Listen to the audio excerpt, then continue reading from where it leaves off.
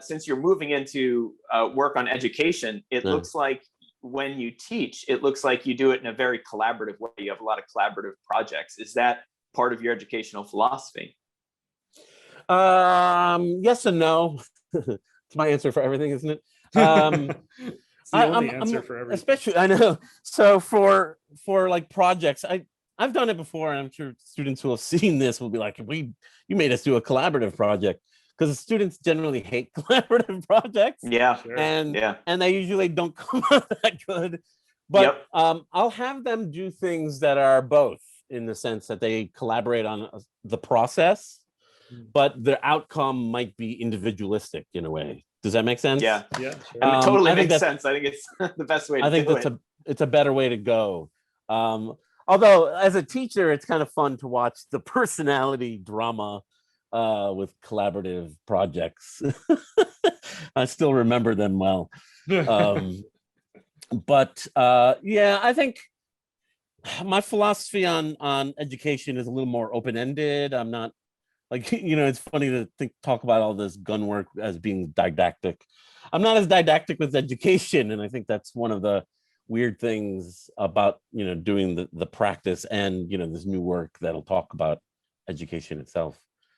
I'm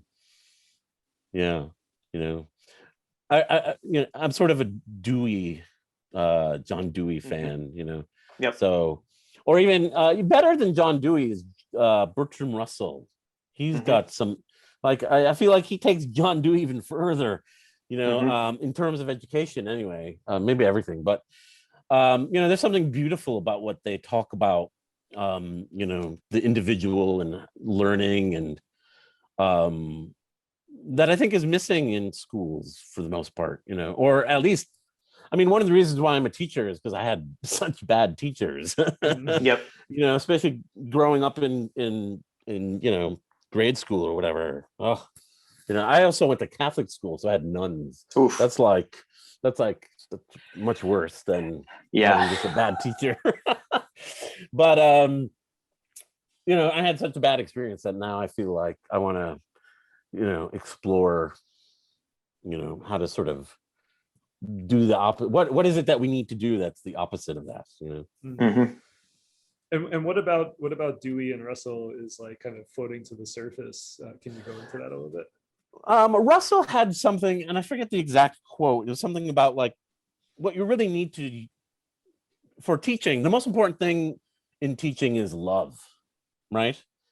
And I feel like, if you really love those students, as they are as individuals, you really sort of give them, it's almost like parenting in a way,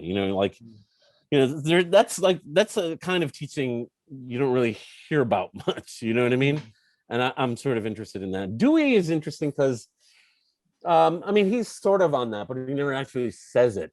He sort of leads towards this differentiated experiential sense of education that I think we should be doing.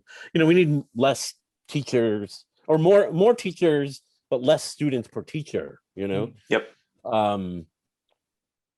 Because I've loved all my students, but there's a lot of them, and how much better would their education have been if I only had 5 of them at a time instead of 18, or, in high school or grade school, 20 to 30 students seems incredible to me. It's like it's this weird industrialized version of teaching, just pushing out students. And of course, education itself has become so corporatized that that's really what it is, right? It's followed the same trends as the rest of the economy.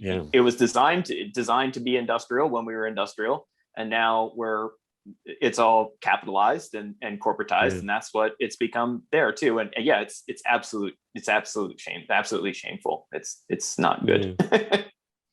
And in Dewey, it's Dewey and Russell, but there's a lot of other ones like Paulo Freire, and God, there's just so many other figures that really take a stand for education, really talk about it as a human, there's like, we talk about healthcare, needing healthcare, but we need education just as much, mental health care, taking care of our minds, being as human as we can be in that way.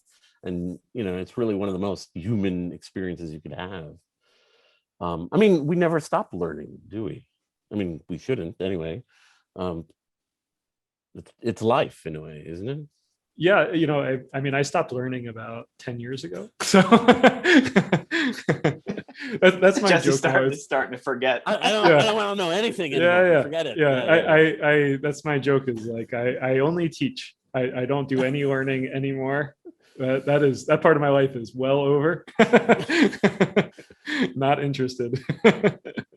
No, I'm joking. It's actually one of the things I love about teaching is that I learn from them as much as they might learn from me. I imagine they do. I don't know.